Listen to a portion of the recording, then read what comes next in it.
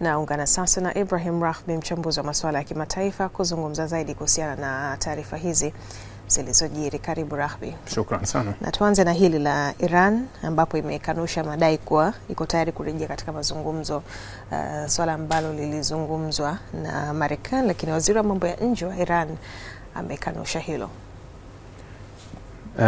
Nadhani sijui kuna kitu gani, kuna shida sehemu ipo kwa Donald Trump. Nadhani shida gani?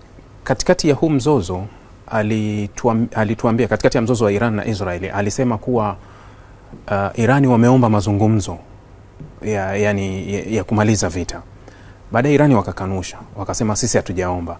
Baadaye taarifa zikaonyesha kuwa yeye Trump ndio aliwasiliana na China, aliwasiliana na Urusi pamoja na Uturuki ili waongee na Irani hizo taarifa. Sasa kumekuwa na muendelezo wa taarifa ambazo sio sahihi za Donald Trump, akizitoa mara kwa mara kuwa huyu kasema hivi, huyu kasema hivi. Sasa ukichukua hii taarifa ambayo alizungumza kwa uwazi kabisa alivyokuwa kwenye mkutano wa NATO kule Uholanzi kuwa wiki ijayo tunaanza mazungumzo na Iran. Sasa mwakilishi ambaye anasimamia haya mazungumzo ya nje kuanzia mwanzo, wakati wa Marekani ilikuwa ni Steve Witkoff, lakini Iran alikuwa ni Abbas Araghchi. Anayesimamia haya mazungumzo kutoka Iran, Abbas, anakanusha, anasema sisi hatuna mazungumzo yoyote. Kwa hiyo ni muendelezo ule wa Trump kujitungia mambo na kuyaweka hadharani kuwa haya ndio yametoka sehemu fulani. Lakini hii tabia sijaiona tu kwa Trump, hii tabia niliona hata kwa Biden. Biden naye alikuwa anatoa hivyo hivyo kuwa anaweza akakurupuka tu akasema kitu kuwa mimi nimetumwa niseme, kama alivyotoa mpango wa kumaliza vita wa Gaza mwezi wa 5 mwaka jana, akasema huu ni mpango ambao Israeli wamenipa ni useme, lakini Israeli wakaja wakakanusha, wakasema sisi hatujashirikiana lolote kwenye huo mpango. Mpango ulikuwa ni wa kwako. Kwa hiyo ni tabia ambayo nimeiona hivi karibuni tu, anasimama labda anahisi kusema hadharani huenda ikashawishi upande mmoja kuamua kulimaliza hilo. Siku moja baada tu ya Juni 13 China ilifikia mataifa hayo yote mawili hasa katika kuwa sehemu ya kufanya mazungumzo ama kutoa suluhu katika kile ambacho kinaendelea. Ushirikiano ama ni kwa vipi China imekuwa pia ikihusika katika hili? China ni mshirika wa pande zote mbili kama alivyokuwa Urusi. Unajua kwenye huu mgogoro watu wengi walikuwa wanachanganya kuwa wanaamini kuwa Iran ana ushirikiano mzuri na China na Urusi. Labda huenda China na Urusi zingeingia upande wa Iran kusaidia ikiwa Marekani angeingia upande wa Israeli kusaidia. Lakini hali ikawa tofauti. China na Urusi wakabaki kukaa pembeni bila kuingilia chochote, licha ya kuwa Marekani aliingia moja kwa moja kwenye mzozo kwa kushiriki, lakini hao walibaki pembeni. Sasa Uchina na Urusi wao ni washirika wa pande zote mbili vizuri bila shaka kabisa. China anafanya biashara kubwa na Israeli na hata masuala mengi ya chip hizi za masuala ya GPS na vitu wanashirikiana sana China na Israeli. Lakini China, Irani wana ile road belt ile. Kuna reli ambayo inatoka Iran to China ambayo iko kwenye ujenzi, barabara zile za connect. Kwa hiyo mafuta anayeuza sana Irani, mafuta anayemuuzia ni China kuliko nchi yoyote. Na juzi Trump akasema tumefungua kwa wanaweza wakauza mafuta kwa China. Katikati ya mazungumzo yalikuwa kati ya awamu ya 3 au ya 4, Marekani ilienda kuweka vikwazo kwenye meli za Irani zinazouza mafuta China. Sasa hawa wote ni washirika wa pande zote mbili kama ilivyo kwa Urusi. Urusi alishindwa kuingia kwenye huu mzozo moja kwa moja kwa sababu yeye ndani ya Israeli, ukitoa lugha ya Kihebro kinazozungumzwa na lugha ya Kiarabu, basi lugha nyingine inayozungumzwa zaidi ndani ya Israel ni Kirusi. Maana yake kuwa kuna mamilioni ya Warusi wanaishi Israeli. Kwa hiyo ukiangalia uhusiano wa Urusi na Israeli unakuja kabisa ni uhusiano wa kidamu. Halafu upande wa pili Urusi ana uhusiano mkubwa wa kimkakati na biashara na Iran. Hapo sasa ndio mnaona kuwa China kashindwa kuingia moja kwa moja wala Urusi akashindwa kuingia moja kwa moja kusaidia, licha upande wa pili ulisaidiwa moja kwa moja na Marekani. Sasa wakati huu kinachoendelea, wote wamekubaliana kutoendelea na mashambulizi, lakini kwa upande wa mazungumzo inaonekana bado hayajafua dafu, kwa sababu kila mmoja akisema la kwake. Huyu anasema watafikia mazungumzo, lakini wakati Iran wenyewe akikanusha hilo. Inaweza ikaendelea hivi kwamba mapigano yamesitishwa bila mazungumzo na kukawa salama?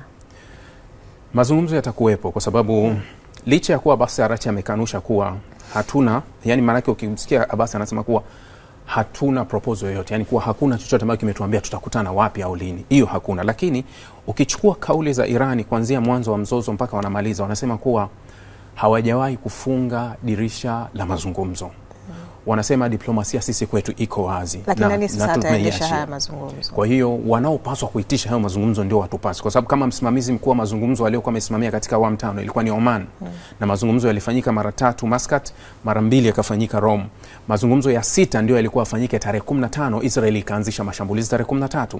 Kwa hiyo Omani ambaye ndio alikuwa msimamizi ndio anatakiwa wasiliane sasa kama na Marekani ambaye alikuwa amesimama kama yeye kuwa ndio anafanya mazungumzo, ili kutoa tarehe kamili ya mazungumzo, kwa sababu ni lazima mazungumzo yafanyike. Hii ni ceasefire, yani ni usitishaji, sio kumalizika. Sasa tumemalizaje kwenye hili?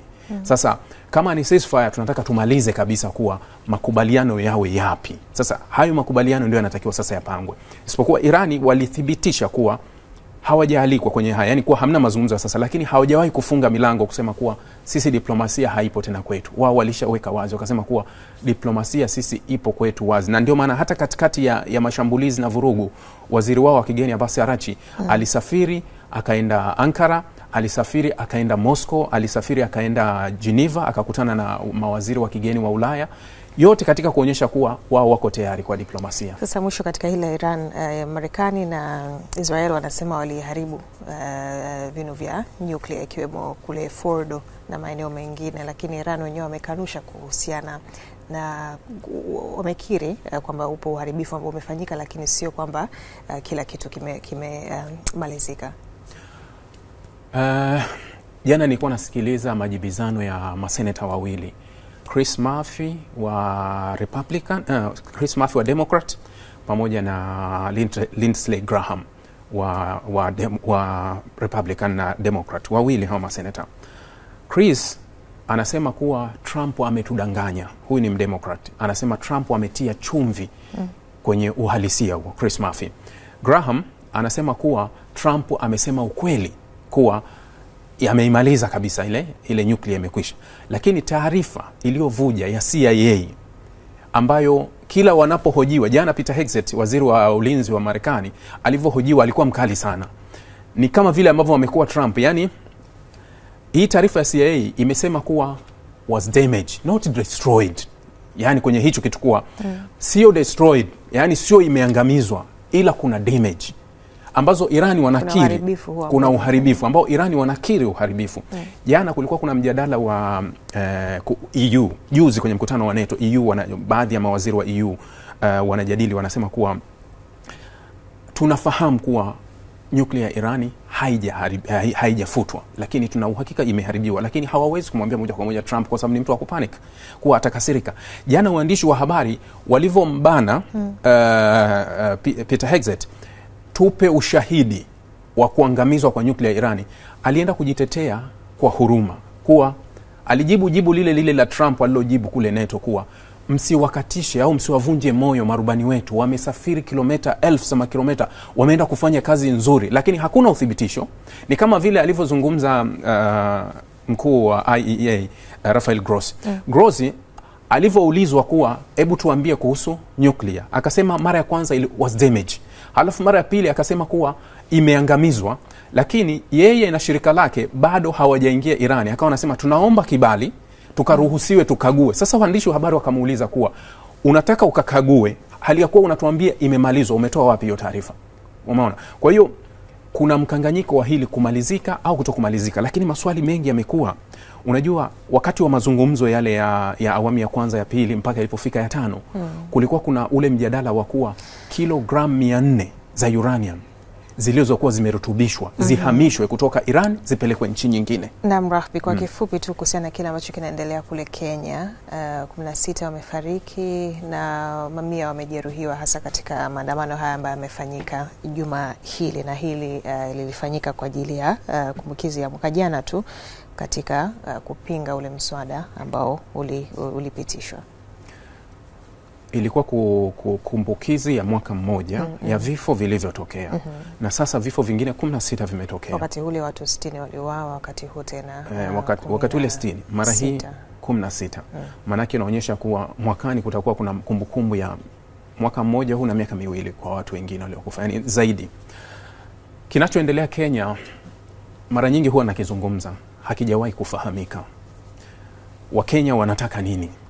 Kuna matatizo yako wazi kwenye serikali ya Kenya, yako wazi, lakini tuchukue baadhi ya muonekano, zile video za matukio ambayo tulikuwa tunayaona Kenya.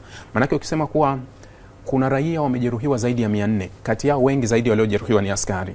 Licha ya kuwa kuna watu wamekufa kwa risasi zimepigwa, manake nani kafyatua, utajua ni askari wamefyatua.